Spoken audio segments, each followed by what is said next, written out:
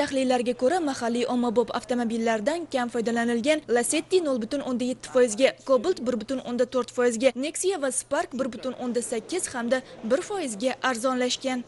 Oxirgi paytlarda avtomobil narxlari tushdi degan gap so'zlar ko'paydi. Haqiqatdan ham shundaymi? Bugun ushbu masalaga mutaxassis va bozor ishtirokchilarining fikrini o'rgangan holda aniqlik kiritamiz. Tadqiqotlarimizga ko'ra, 2025-yilning yanvar oyidagi narxlar 2024-yilning dekabr oyiga nisbatan sezilarli darajada pasaygan. Shu jumladan mahalliy ommabop avtomobillarga kiruvchi Onyxning narxi 2,4% ga pasaygan bo'lsa, mahalliy luks avtomobillardagi Malibu 1,8% ga pasaygan. Elektromobillarga to'xtaladigan bo'lsak, BYD E2 rusumli avtomobil 1,8% ga pasaygan.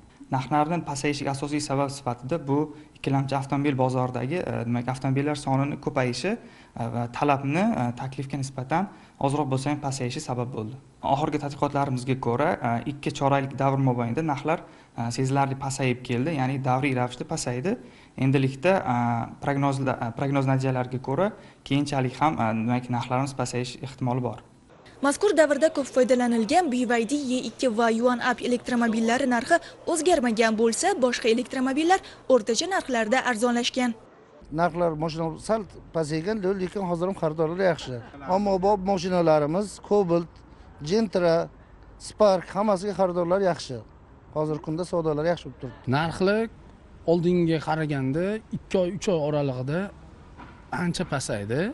Bu xalqimizga yaxshi. Cobalt ishlab chiqarilishi yanada ko'paydi.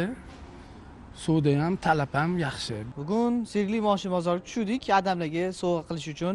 Cobalt olmoqchi edik, qarab yurimiz endi.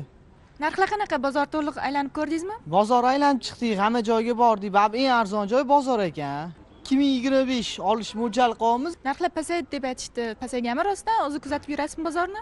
Narxlar pasaygan. Mana bugun men bu bozorga kelib, mana shu mashinani xarid qildim. Avvaliga nisbatan kundan kun mashinalar narxi tushib boryapti va zamonaviy mashinalar butun dunyodan kirib kelyapti. Hammaga bu foyda, hammaga qulaylik. Ko'rinib turibdiki, narxlar haqiqatdan ham pasaygan, lekin bozor ishtirokchilarining bunga munosabati turlicha. Kimdir hozirgi imkoniyatdan foydalanishni ma'qul ko'rsa, yana kimdir narxlar yana tushishini kutmoqda. Kelgusidagi narxlar qanday o'zgarishini esa bozor sharoiti va iqtisodiy omillar belgilaydi. Xonzoda Begimabdiyeva, Aziz Raimboyev, Poytaxt.